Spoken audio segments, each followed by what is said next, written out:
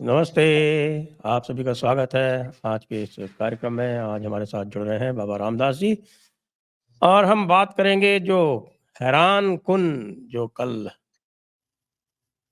Trends आए हैं उनके बारे में। और जैसा अभी मुझे ज्ञात हुआ, और वैसे तो पता था पहले से कि बाबा जी जो हैं वो यूपी में ऑन ग्राउंड हैं और इसके पहले महाराष्ट्र में ऑन ग्राउंड थे। तो सर ये बताएं कि महाराष्ट्र में बम्पर वोटिंग हुई है, कह रहे हैं पिछले 30 वर्ष में सबसे अधिक वोटिंग हुई है। पिछली बार जितनी वोटिंग हुई थी उससे 4% वोटिंग अभी तक आ चुकी है, और जब जैसे-जैसे होंगे लगता है 5% से अधिक वोटिंग वहाँ पे दिखाई पड़ेगी।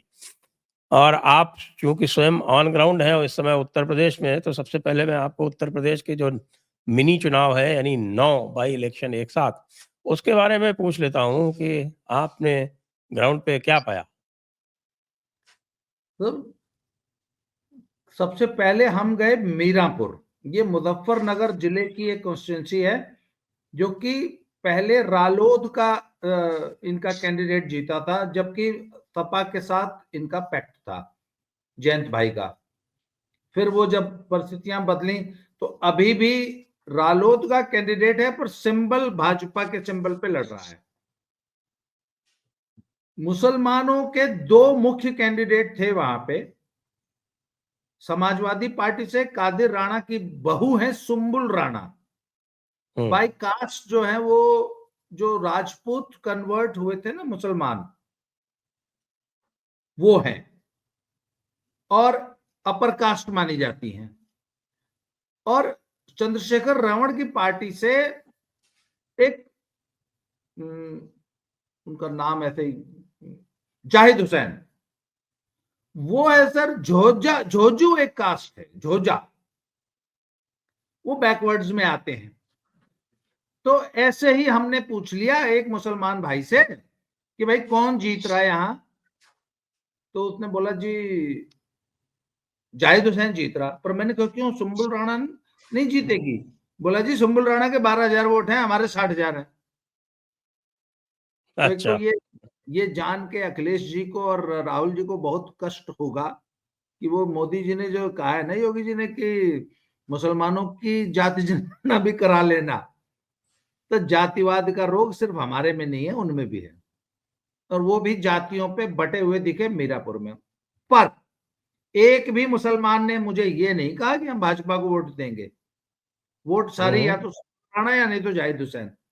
तीसरा बसपा के कैंडिडेट भी मुसलमान था। पर वहां पे मिथिलेश पाल महिला है, बड़ी कंफर्टेबल मेजोरिटी से वो चुनाव जीत रही हैं।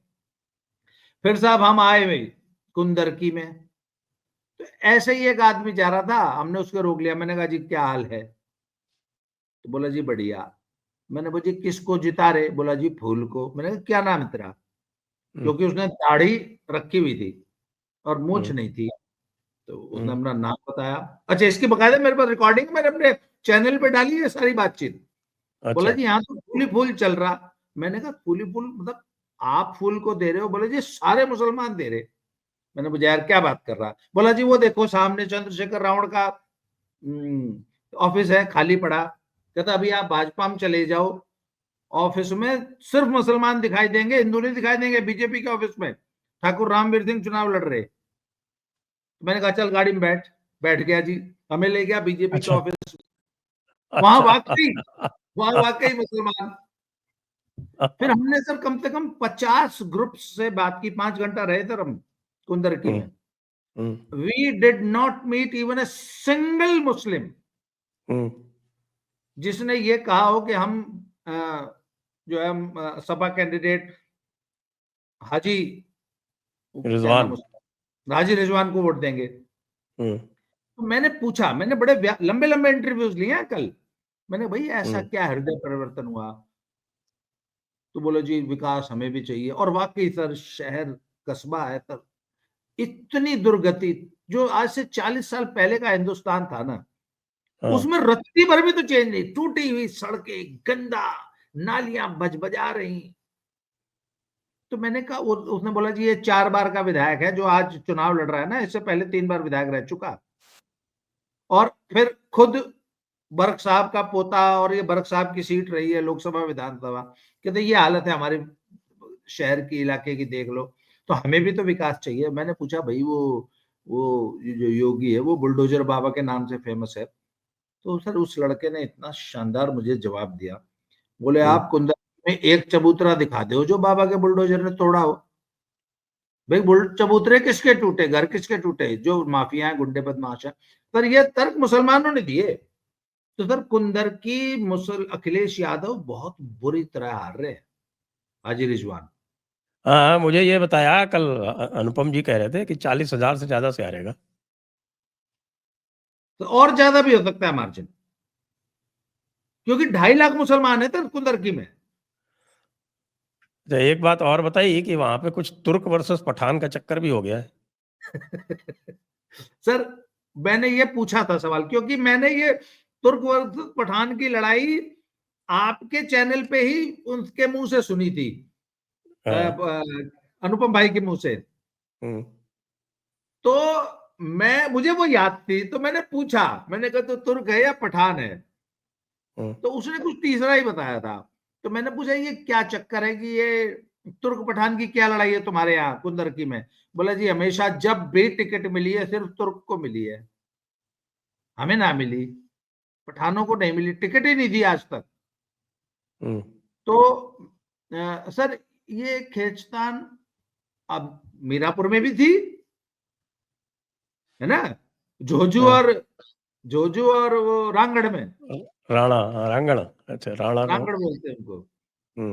और वहां पर भी झोझू बैकवर्ड्स है, रांगड़ दर फॉरवर्ड, जो राजपूत कन्वर्ट हुए हैं मुसलमान में, वो कादिराना की फैमिली वही है।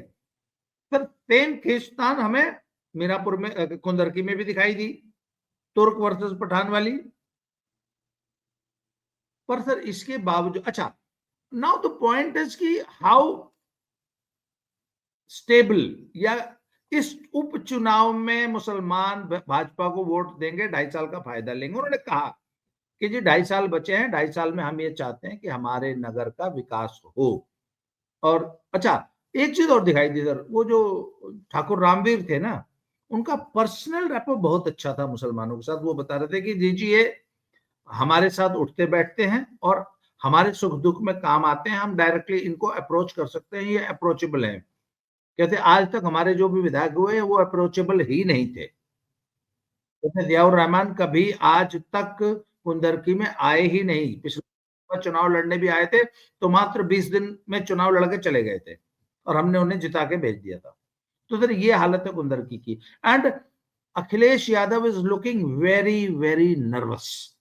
जिस तरीके से वो उन्होंने तो रीपोल की मांग कर दी, कुंदरकी में रीपोल, कह रहे कि साहब इसको निरस्त किया जाए, इस चुनाव को निरस्त किया जाए, दूसरा दोबारा चुनाव, पूरा चुनाव दोबारा किया जाए, कराया जाए, पूरा चुनाव दोबारा किया जाए। हाँ। और ये देखें उसमें कल दिखाया जा रहा था, कल मैं देखा था टाइम्स नव भारत पे देखा था, तो हाजी रिजवान जो थे वो अकेले घूम रहे थे और कभी बैरिकेड हटा रहे थे और कभी लोगों से कह रहे थे कि साहब इनको वोट नहीं डालने दिया या बुर्का उठाया, और सबने मना कर दिया उनके मुंह पे।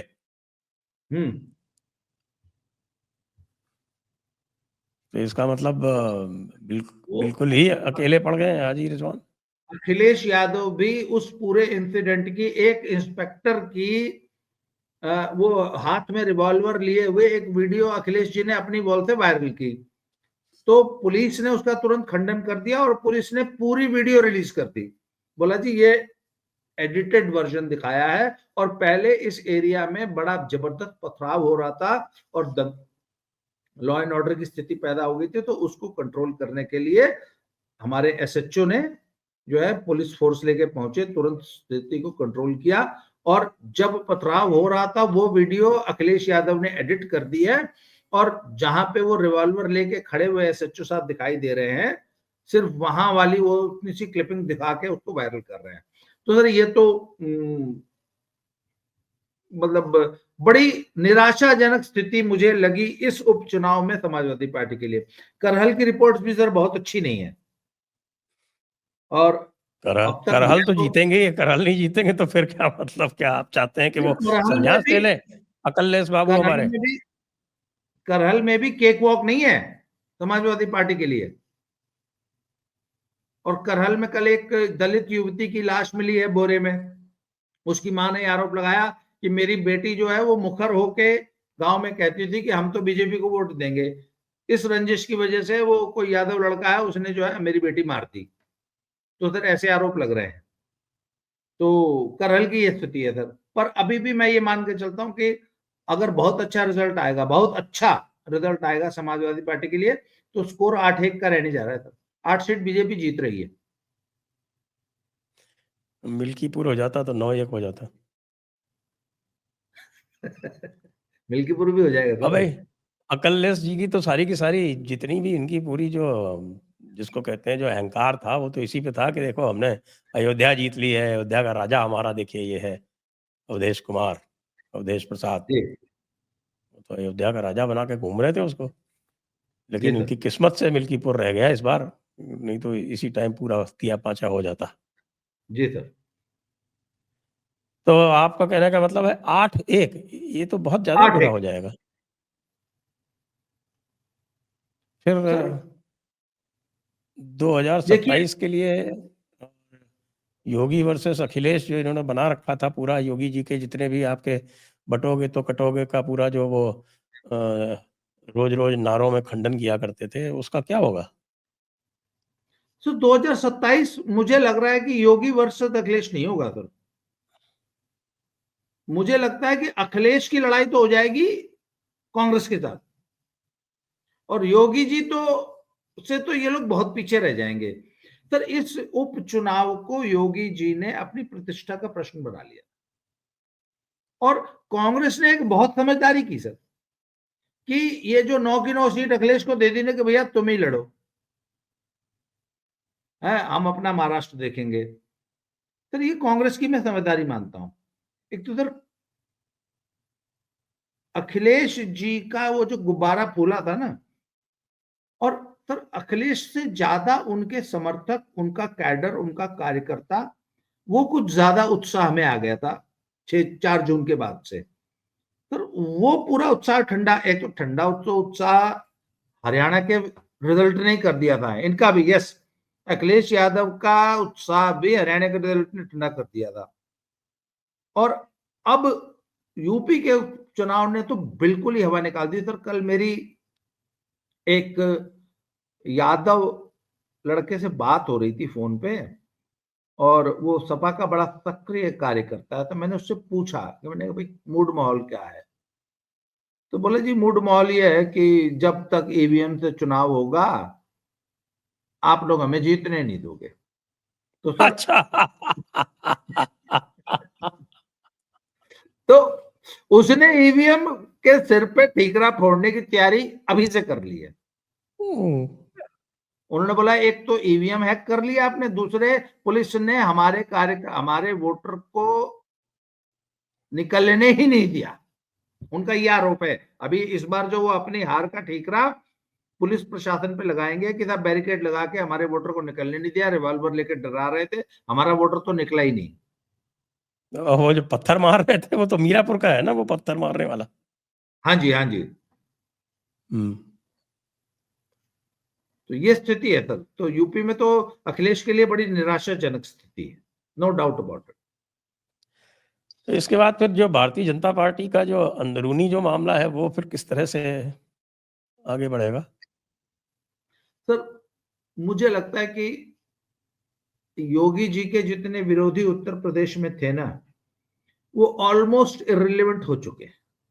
और उनके सामने अब योगी जी की लाइन को टो करने के अलावा और कोई विकल्प बचा नहीं है।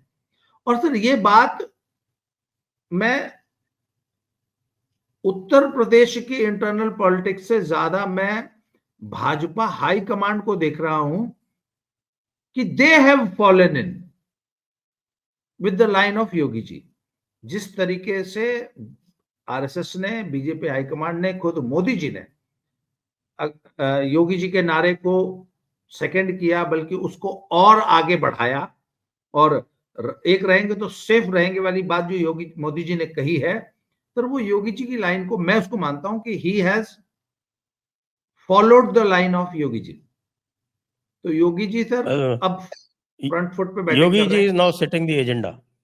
या अब एजेंडा योगी जी सेट कर रहे हैं। और सर योगी जी की परफॉर्मेंस जो महाराष्ट्र में आई, और महाराष्ट्र में बटोगे तो कटोगे नारे को जो मैंने ग्राउंड लेवल पे रेसोनेट होते हुए देखा, वो प्रतिध्वनि वहां सुनाई दे रही थी। सर मैंने महाराष्ट्र में कम से कम 50 छोटी एक बड़ी मिनट आपको बाकायदा। रोकूंगा। महाराष्ट्र पे चलने से पहले जरा हम दर्शकों को बता दें कि ये जो बटोगे जो कटोगे का जो नारा है वो हमारे मर्चेंडाइज में आपको बहुत अच्छी तरह से मिल सकता है। आप हमारे आपड़ा मर्चेंडाइज स्टोर पर जाकर बटोगे तो कटोगे वाली T shirt, polo T shirt, mugs इत्यादि ले सकते हैं। और इस बार ये देखने में आया, जैसा बता रहे हैं बाबा रामदास जी, की महाराष्ट्र में बहुत सारे लोग वोटिंग करने जा रहे थे तो हमारी टी शर्ट पहन के जा रहे थे और उन्होंने अपनी टी शर्ट का फोटो भी हमको भेजा है।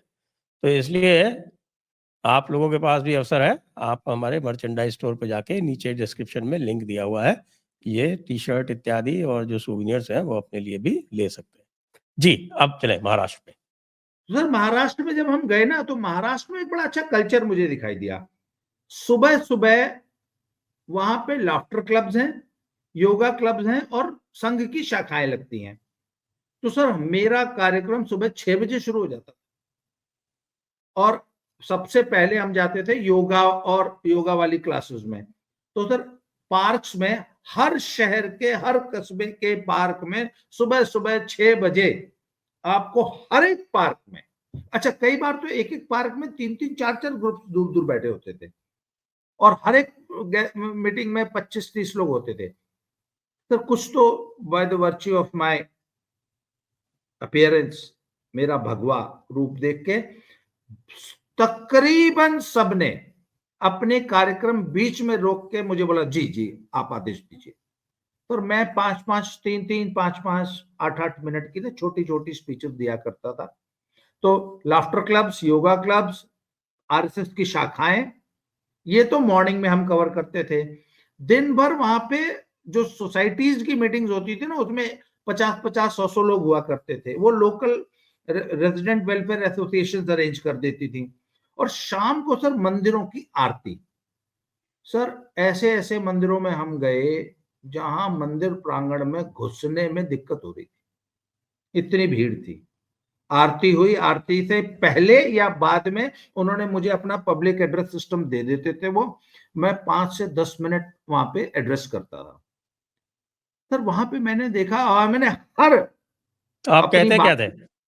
हाँ जी, आपके थीम क्या होती थी? कि बटोगे तो कटोगे, ये गजवाए हिंद की प्लानिंग है। और आज की तारीख में गजवाए हिंद वाली सेना में कौन कौन लोग खड़े हैं? राहुल जी खड़े हैं, उद्धव ठाकरे खड़े हैं, शरद पवार खड़े हैं। और सनातन को बांटने और काटने की और सनातन को समूल नाश करने का संकल्प इन लोगों का है। इनको पहचानिए और बटिए मत। एक हिंदुत्ववादी सरकार को महाराष्ट्र में एक थंपिंग मेजोरिटी से लेके आइए, मैं ये बोलता था सर, आरती से पहले या आरती के बाद। और सर ये 10 दिन सिलसिला चला और 50-60 मीटिंग्स मैंने एड्रेस की। हर एक मीटिंग में जब मैंने ये बोला कि अगर बटोगे तो कटोगे, सर थंडरिंग अप्लॉज। और भी बहुत सारी बातें हम बोलते थे इनको, मुस्लिम लीग की बी टीम बताते थे, अब गजवाए हिंद नहीं भगवाए हिंद होगा, ये सब बातें हम करते थे। पर जब जब मैंने कहा बटोगे तो कटोगे, तो लोगों ने तालियां बजाई। तो सर ये नारा महाराष्ट्र में चल रहा था। तो बात आती है योगी जी वाली। सर आज की तारीख में सबसे ज्यादा यदि आम जनता, हिंदू जनमानस के साथ किसी एक लीडर का कनेक्ट है तो वो योगी जी, पैन इंडिया। इस चुनाव ने यह भी सिद्ध किया है। जी अब इस बार जो है महाराष्ट्र में पोलिंग भी लगभग 4 से 5% अधिक हुई है। जी अभी तक जो फिगर आ रहा है उसमें 4% बता रही है, लेकिन फाइनल होते होते 1% अभी और बढ़ेगी।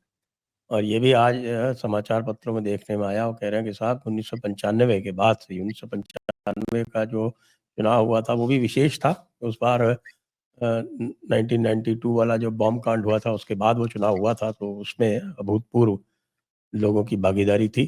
तब 71.69% गया था। उसके बाद से हाईएस्ट इस बार 2024 में ये वोट परसेंटेज गया है। तो ये जो वोट परसेंटेज बढ़ा है, ये क्या दिखा रहा है? सर, इस बार महाविकास अघाड़ी कांग्रेस और उद्धव ठाकरे ने एक गलती की है।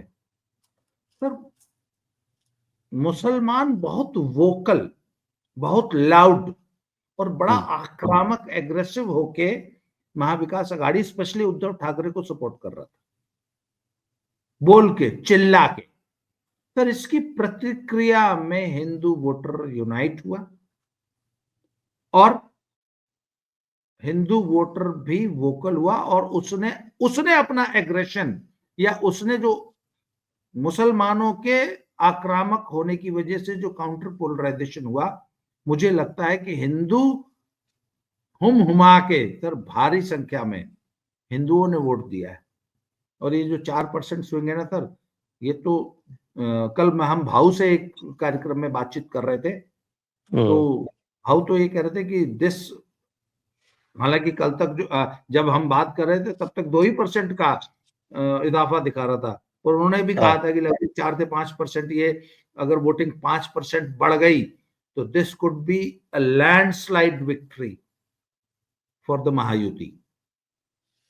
तो सर, मुसलमान का आक्रामक होना और आक्रामक होकर उद्धव ठाकरे को, सर मुसलमान जितना उद्धव ठाकरे के लिए आक्रामक हुआ, हिंदू उतना ज्यादा उद्धव ठाकरे से नाराज होके उसने अपनी नाराजगी प्रकट की है इस चुनाव में। क्योंकि अभी हम देख रहे थे कल जो एग्जिट पोल्स आए थे उसमें से देख रहे थे, तो ये एग्जिट पोल्स अधिकतर जो है वो दिखा रहे हैं कि महायुति की जीत होगी। और जिन्होंने ब्रेकअप दिया है वो तो ये दिखा रहे हैं कि साहब की उद्धव ठाकरे की जो यूबीटी एसएस यूबीटी है वो 6 पार्टियों में नंबर 6 पे रहने वाली। नहीं, शरद पवार और सॉरी अजीत पवार और उद्धव ठाकरे में फाइट रहेगी, 5वें 6ठे पोजीशन के लिए तगड़ी लड़ाई है। अच्छा, तगड़ी लड़ाई।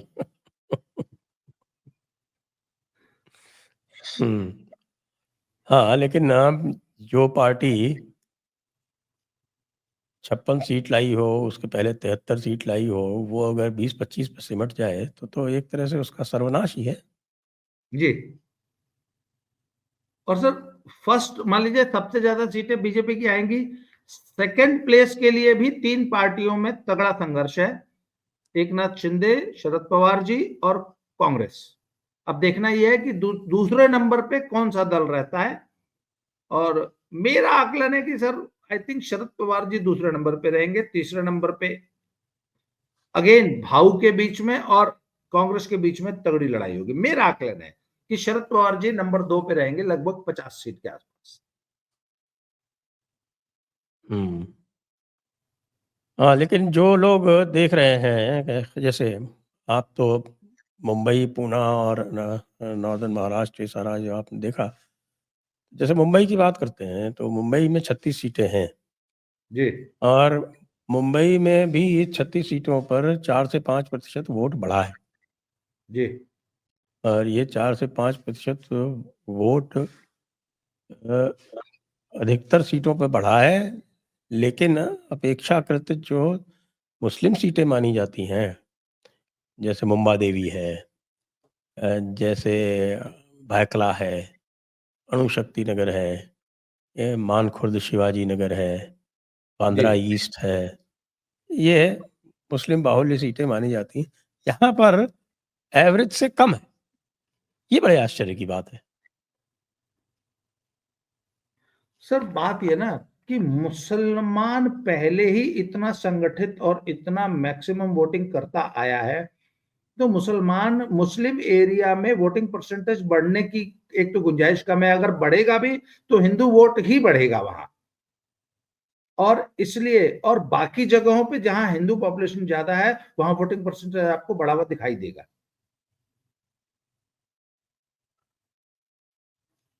जी। आपने मुंबई में क्या देखा? अलग-अलग जो रीजन्स में देखा उसका थोड़ा-सा बताएँ? पहले बताएँ मुंबई में क्या देखा आपने on the ground? Sir Mumbai में मुस्लिम एरिया में उद्धव ठाकरे की जबरदस्त लहर थी मुसलमानों के बीच में, नंबर 1। नंबर 2, हिंदूज में जहां पर भी भाजपा एकनाथ शिंदे या जो भी पार्टी महायुति से लड़ रही थी, मुस्लिम पोलराइजेशन के जवाब में, अच्छा हिंदू वर साइलेंट, हिंदू मुखर होकर बोल नहीं रहा था, परंतु हमें वहां से अंदाजा हो गया था कि इस बार हिंदू ज्यादा तादाद में वोट करेगा, क्योंकि मुसलमान बहुत ज्यादा बोल रहा था। हिंदू तो बात करने में, बल्कि वो कैमरे के आगे बोलने में हिचकिचा रहा था। एक बार हम एक सज्जन से बात कर रहे थे, उन्होंने कुछ 2-4 बातें बोल दी, मुसलमानों के खिलाफ तो नहीं बोली, एक टिप्पणी कर दी। फिर उनको अचानक एहसास हुआ, वो तुरंत लौट के आए, बोले भाई साहब प्लीज ये जो मेरा जो बातचीत की है ना आपने, आप प्लीज डिलीट कर दो ये। मैंने पूछा एकदम हार्मलेस सी बात है, बोला नहीं प्लीज सर, मेरे मेरे ना सिक्योरिटी का मैं यहाँ रहता हूँ तो Hindus were not very vocal. अच्छा मुसलमान बहुत वोकल, अच्छा वोकल भी था सिर्फ उद्धव ठाकरे के लिए। तो मैंने कहा सर ये जो उद्धव ठाकरे, ये सर बहुत बड़ी टेक्निकल मिस्टेक है उद्धव ठाकरे की भी, ही शुड हैव अवॉइडेड, क्योंकि मुसलमान तो वैसे ही तुम्हारे पास आ रहा है। सर वो जो नुमानी का जो बयानबाजी है दुनिया भर की फालतू की, उसके बाद जो वो मौलानाओं ने जो 17 मांगों वाला मांग पत्र प्रस्तुत किया, इसकी जरूरत नहीं थी, मुसलमान तो वैसे ही एमबीए को वोट कर रहा था। तो आप अगर मुसलमानों से इतनी गलभैया दिखा रहे हैं पब्लिकली, तो हिंदू निश्चित रूप से आपसे जो है छिटकेगा, वो हुआ है, वो आपको वोटिंग पैटर्न में दिखाई दे रहा है। तो सेम यही गलती हुड्डा साहब ने हरियाणा में दोहराई थी। उनका उनका जो समर्थक वर्ग था वो इतना मुखर था, शुरू में 35 जाति का पोलराइजेशन नहीं था हरियाणा में, चुनाव से 1.5 महीना पहले, पोलराइजेशन आखिरी 15 दिनों में हुआ है। So same thing happened in Maharashtra. मुसलमान अगर इतना मुखर नहीं होता तो ये वोटिंग परसेंटेज भी नहीं बढ़ता, मैं आपको बता रहा हूं, ये वही 60% रहता। अच्छा मतलब इन्होंने हाराकीरी कर ली, अपने पैर पे कुल्हाड़ी मार ली। बिल्कुल अपने पैर पे कुल्हाड़ी मार ली है, मुसलमानों को ज्यादा एग्रेसिव बनाकर। वैसे आपसे बातचीत में ये भी बात हुई थी और ये चर्चा हुई थी हमारे बीच में भी कि ये जो इतना ज़्यादा एग्रेशन दिखा रहे हैं और इसकी आवश्यकता क्या है?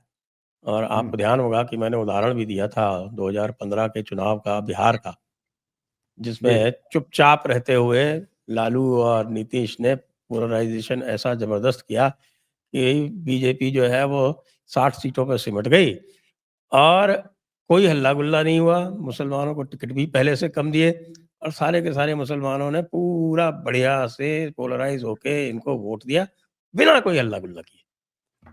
सर 2024 के लोकसभा चुनाव में भी उत्तर प्रदेश में ठीक यही स्थिति थी, मुसलमान इतना क्वाइट था। आपको याद होगा कि मेरी आपकी इतनी चर्चाएं हुई, मैंने कहा सर एकदम भयानक सन्नाटा दिखाई दिया मुझे मुस्लिम एरिया में, याद है आपको?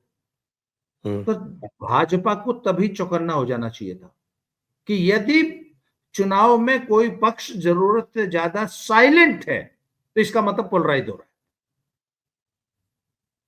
चुनाव, इस महाराष्ट्र के चुनाव में हिंदू इसी तरह साइलेंट दिखाई दे रहा है।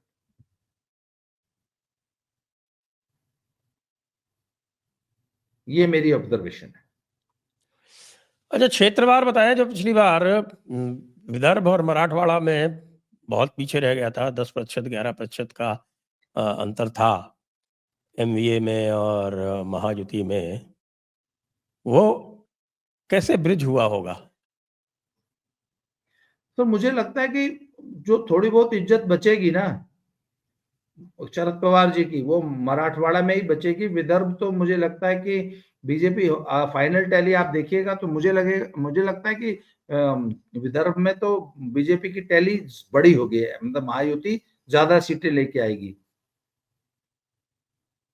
बाकी जी और थोड़ी बहुत इनकी इज्जत बच जाएगी मुंबई में, मुंबई की मुस्लिम बहुल सीटों में ये कुछ सीटें निकाल लेंगे।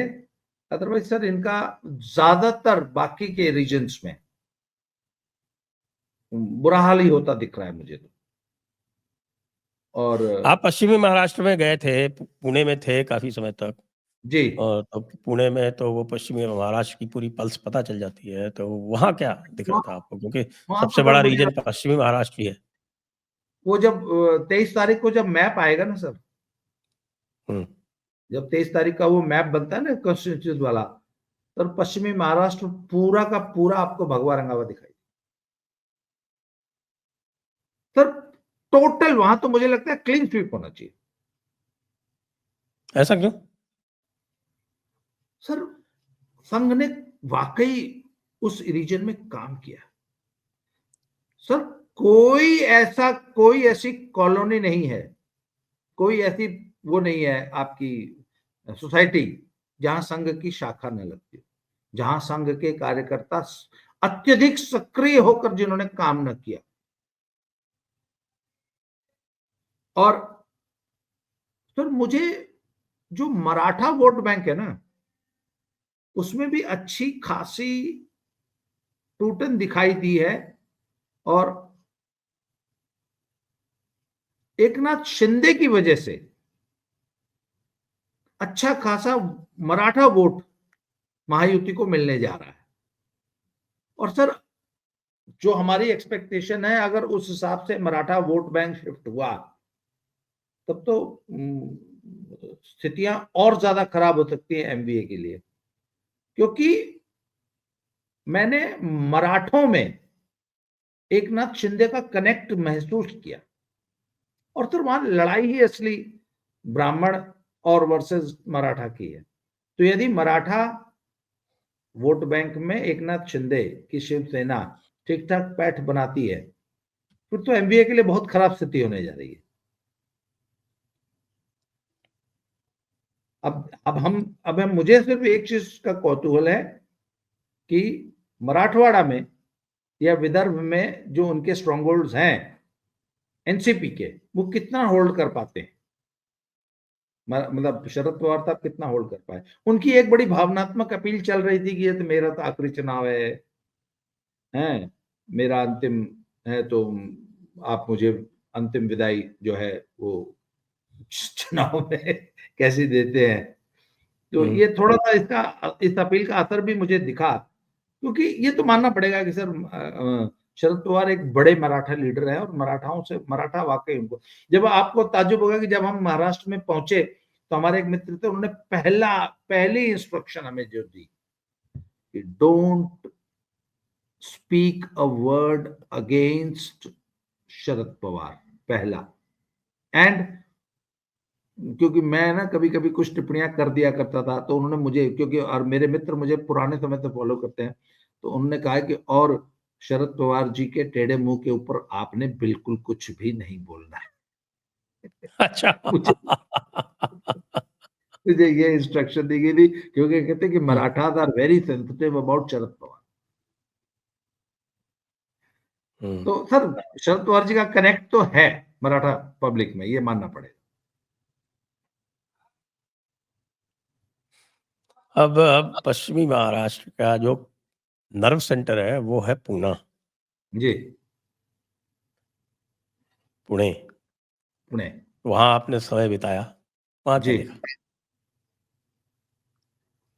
तो वहां पे एक सीट है पिंपरी चिंचवड़। वहां तो आई थिंक 1 लाख से भी ज्यादा मार्जिन से वो सीट बीजेपी जीतने जा रही है। दोनों अलग अलग सीटें हैं, पिंपरी अलग है, चिंचवड़ अलग है। वो इलाका पिंपरी चिंचवड़ होता है, उसमें 2 सीट आती हाँ, हैं। वो पिंपरी चिंचवड़ का एक म्युनिसिपल कॉर्पोरेशन अलग है। कॉर्पोरेशन अलग है, तो वो दोनों हम्म, सीट बीजेपी स्वीप कर रही है। इसके अलावा पुणे भी बीजेपी स्वीप कर देगी आई थिंक। उस रीजन में तो बहुत संभव है कि इनका खाता ना खुले। अच्छा, दूसरी बात है सर, एक और बड़ी मजेदार बात कि पूर्वांचली समाज, वो यूपी और बिहार में बेशक समाजवादी पार्टी का वोटर होता है या लालू जी को वोट करता है बिहार में, परंतु महाराष्ट्र में आके वो भाजपाई हो जाता है। पहले शिव सैनिक हो जाता था, पुराने जमाने में उद्धव ठाकरे जी बाला साहब के साथ रहता था, बाद में भाजपा के साथ रहता है, आजकल वो एकनाथ शिंदे और भाजपाई हो गया है और बहुत अच्छी साइजेबल प्रतिनिधित्व है। हाँ, मैं जिस दिन गया उस दिन छठ का वो था, शाम को जो सूर्य देवता को अर्घ दिया जाता है, तो हम 5 या 6 छठ आयोजनों में भी गए थे और वहां पर भी अच्छा। मैंने जो है बाकायदा मेरी छोटी छोटी मीटिंग्स अरेंज की गई थी। तो वहां पे पूरा पूर्वांचली समाज है और मैं वहां भोजपुरी में मैंने लेक्चर दिए हैं। अच्छा, भोजपुरी में दिए। हाँ, मैंने वहां भोजपुरी में लेक्चर्स दिए और मैंने बोला भैया हम बनारस आए ही ऐसे ऐसे और ये बहुत मतलब, तो वहां पर मैंने देखा था कि वो बटोगे तो कटोगे वाला जो नारा था ना। अच्छा, एक चीज, यूपी में जो अखिलेश का फैन है, हाँ, महाराष्ट्र में वो योगी जी का फैन है। बल्कि मैंने एक से कान में पूछा, हाँ, यादव जी थे, मैंने कहो भैया कि आप यादव जी हैं और आप यहाँ पे भाजपा का पूरा पूरा प्रचार संभाल रहे थे, तो मैंने हाँ, बोला जब घर जाते हैं तो बोला बोला घर तो जाते हैं तो जात बिरादरी परिवार समाज का भी तो प्रेशर होता है ना, तो हाँ। वहां पे न्यूट्रल हो जाते हैं, नहीं तो वहां सफाई हो जाते हैं, पर यहाँ तो हम लोग कट पाई। एक चीज माननी पड़ेगी कि भारतीय लोकतंत्र में हमारा चुनाव है ना सर, भारतीय वो वाकई मैं आपको सबसे बड़ा फेस्टिवल अगर कोई है। हम्म, देखो, मैं आपकी बात को ही इसी को देखूं कि एक जो सबसे बड़ा यादव संघ है झारखंड में, हाँ जी। उसने बाकायदा पब्लिक अपील की कि एनडीए को वोट दीजिए। जबकि बिहार में वो लालू के साथ है। हाँ जी, बिहार में लालू के साथ है। तो इसका मतलब ये उसका जो है वो देश के साथ तो पूरा जुड़ाव है, ऐसी बात नहीं है। आप देखिए ना, ये पूरा जो अहीर समाज है वो भाजपा के साथ है हरियाणा में। हाँ बिल्कुल। और हरियाणा में अच्छा, स्टारडम अगर देखनी है ना आपको, मैंने हरियाणा भी पूरा घूम के देखा है, पंजाब भी देखा था, पंजाब में भी लोग योगी जी के बड़े फैन थे, पर सर योगी जी की स्टारडम अगर देखनी है ना तो आप महाराष्ट्र में जाके देखिए। अच्छा, हाँ।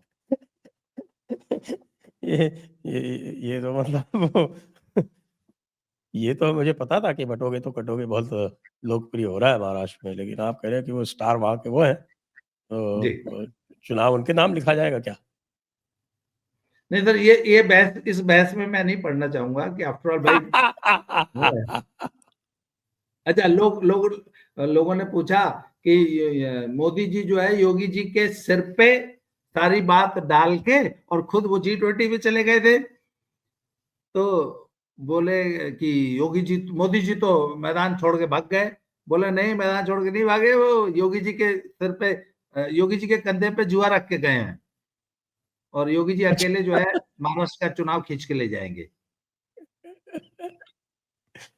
नहीं नहीं, 10 रैली की है वहां पर मोदी जी ने, और 11 रैली की है योगी जी ने। हम्म। तो ऐसा नहीं है, और 16 रैली अमित शाह ने भी की। जी। तो पॉपुलैरिटी तो है, सब जगह से डिमांड है, हर जगह से डिमांड ही आ रही थी हमें, योगी जी। जी। भेजो, योगी भेजो, योगी भेजो, योगी भेजो। अब योगी जी कहाँ कहाँ जाए? यहाँ पे चुनाव चल रहा था उत्तर प्रदेश में, जी। लोगों ने ये कह रखा था कि अगर ये चुनाव हार गए तो अखिलेश बाबू तो जाके दिल्ली में बोल के आए थे कि इस चुनाव के बाद में योगी जी बदल दिए योगी जाएंगे। बदल दिए जाएंगे। उनको ना तो सेंटर चाहता है और ना उनके डिप्टी चाहते हैं, जैसे कि डिप्टी जो है वो, उनकी हैसियत है कि वो सीएम का चुनाव कर सके। वैसे तो उत्तर प्रदेश में देखा जाए तो 2-2 सीटें बांटी गई थी आपस में, लेकिन सारी सीटों पे दिखे तो योगी जी, और तो कोई दिखा भी नहीं। जी।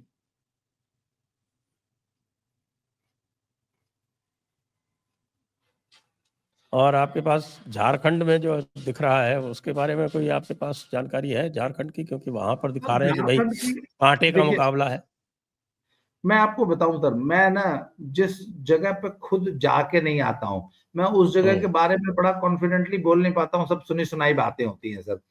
तो झारखंड के बारे में मेरी जो भी जानकारी है वो इधर उधर से गैदर की हुई है, सुनी सुनाई है, या लोगों से फोन पे बात हो जाती है। लोगों जो जिनसे मेरी फोन पे बात हुई है वो तो ये करते हैं कि कहते हैं कि क्लीन स्वीप हो रहा है और कोई लड़ाई है ही नहीं। और ये कुछ कुछ चैनल्स या कुछ जो ये है ना, ये सर्वे कंपनियां, ये जानबूझ के रेलेवेंट बने रहने के लिए, और 23 तारीख तक उनका टीआरपी उनको मिलते रहे, इस वजह से वो जानबूझ के जो है लड़ाई दिखाती हैं। असल में ग्राउंड पे लड़ाई है नहीं। कुछ तो लोग तो अब 50। बात करें, मान लीजिए जो सिनेरियो बन रहा है, खास तौर से यदि महाराष्ट्र में और महायुति की जीत हो जाती है और उत्तर प्रदेश में क्लीन स्वीप हो जाता है, तो फिर आगे की राजनीति के लिए क्या परिदृश्य बनेगा?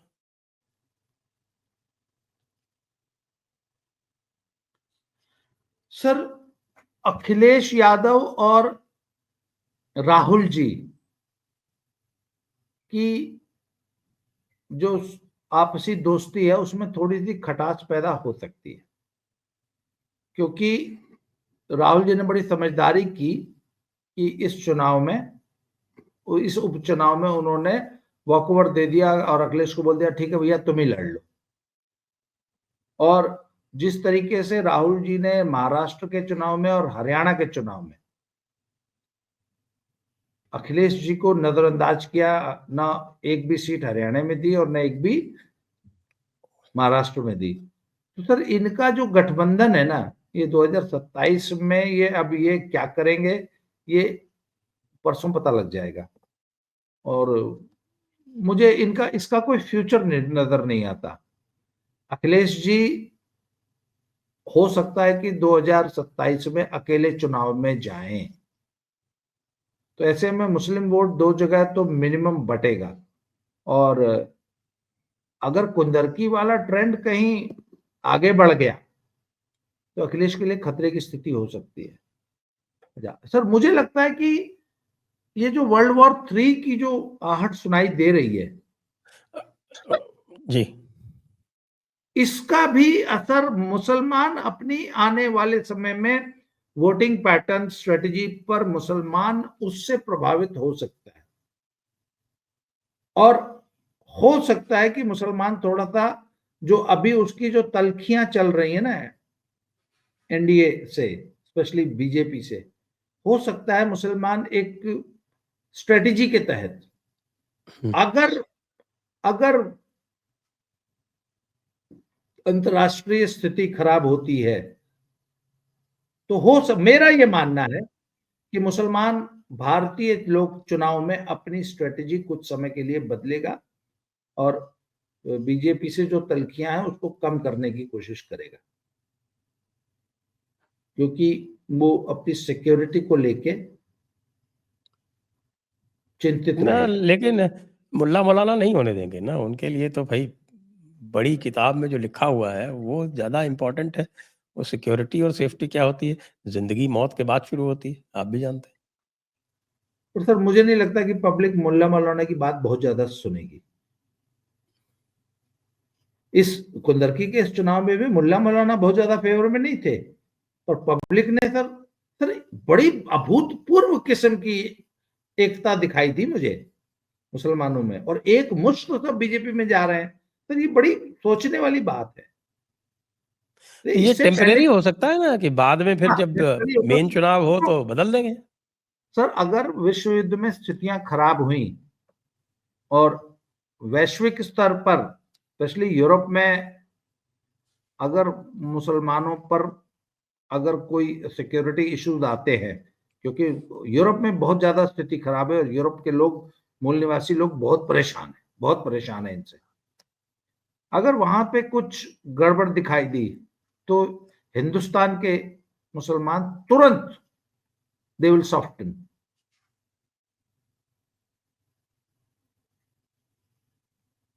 मुझे ये दिखाई, मेरा ही आकलन है कि आने वाले समय में मुसलमान जो है भाजपा के प्रति थोड़ा नरम रवैया अपनाएंगे और कुछ हद तक वोट भी दे सकते हैं, एक एक पूरी सोची समझी रणनीति के तहत। कल लेस बाबू का क्या होगा?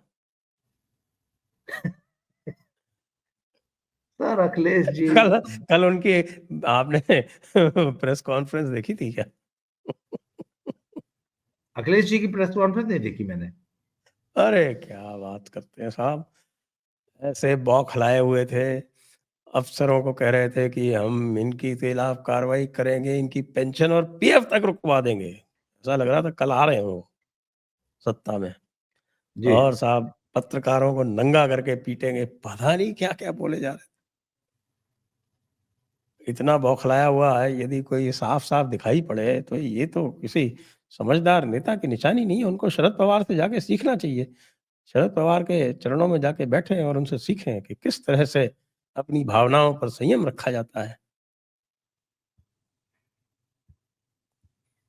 आपने कभी देखा शरद पवार को गुस्से में बोलते हुए? ना, ये तो मानना पड़ेगा कि Sharad Pawar the most seasoned politician in India today. तो ये तो गजब ही है। तो आइए देखते हैं अब 23 तारीख को क्या होता है। 23 तारीख के बाद फिर मिलेंगे। तब तक इस चर्चा को विराम देते हैं। सभी दर्शकों को बहुत बहुत धन्यवाद। आपको भी बहुत बहुत धन्यवाद। जय हिंद, जय भारत, वंदे मातरम। जय श्री राम, वंदे मातरम। जय श्री राम।